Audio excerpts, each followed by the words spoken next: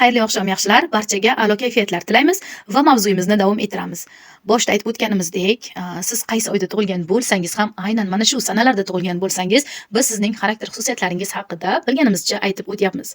Demak, bugun 3-chi, 12-chi, 21-chi, 30-chi sanalarda tug'ilgan insonlar haqida aytamiz.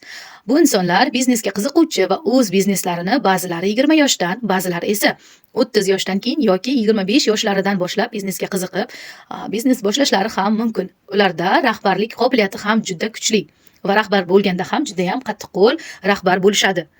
Ularda otalik qobiliyati ham kuchli hisoblanadi. Va bu insonlar bolalarni yaxshi ko'rishadi, farzandlari ko'p bo'lishini ham istashadi. Serfarzand insonlar desak ham bo'ladi. Hatto ba'zilarida farzandi yo'q bo'lsa ham, lekin atrofida bolalardek insonlar bo'lishadi va ularga ham to'g'ri maslahat bilan yondashishadi. Va bilganingizdek, insonlarda ham ayollik, ham erkaklik energiyasi bo'ladi va aynan mana shu sanalarda tug'ilgan insonlarda erkaklik energiyasi juda ham kuchliroq bo'ladi. Ya'ni 3-chi, 12-chi, 21-chi, 30-chi sanalarda tug'ilgan insonlarda. Va bu insonlar juda ham qaysar, qo'lidan kelgunicha o'zini o'sha haqligini isbotlashga harakat qilishadigan insonlar bo'ladi. Qarorlarda ham doim qat'iy turib olishadi. Mehnatdan qochmaydi. Ularning eng yaxshi odatlari esa bolalarga juda ham mehribon hisoblanadi.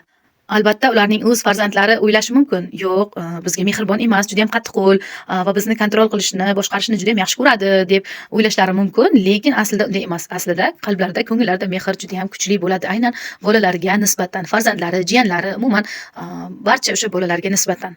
Va ularning aynan mana shu bolalarga mehribonlik hislatlari sababli ham omadlari keladi. Chunki ular energiyani bolalardan olishadi. Ularning minus taraflari esa biror qarorga kelish uchun juda ham ko'p o'ylashadi. Lekin agar ular yetti o'lchab to bir kesaman degunicha, boshqa odamlar ular o'ylagan ishni allaqachon boshlab, ularni og'zidagi oshini olib ketishi ham hech gap emas. Shu sababli ham ular uzoq o'ylab o'tirmasdan harakatni boshlaganlari yaxshiroqdir. Qancha ko'p planlar tuzishsa, qancha ko'p o'ylab vizualizatsiya qilishsa, koinot ham ularga yetkazib beraveradi hamma narsani o'sha ular istagandek holatda. Ular ko'proq va juda ham ko'proq pulga qiziqishadi, lekin ular juda ham pulni qiziqib, yaxshi ko'rishgani sababli ham ularga pullar kelishi qiyinlashadi. Va agar bu insonlarga ya'ni bevafolik qilsangiz, aniq bu insonlar sizga og'riqli zarbalar ham berishadi. Ular juda vafodor, shu bilan birga juda ham rashkchi insonlar hisoblanadi va ular juda ham qo'riqchi bo'lishadi.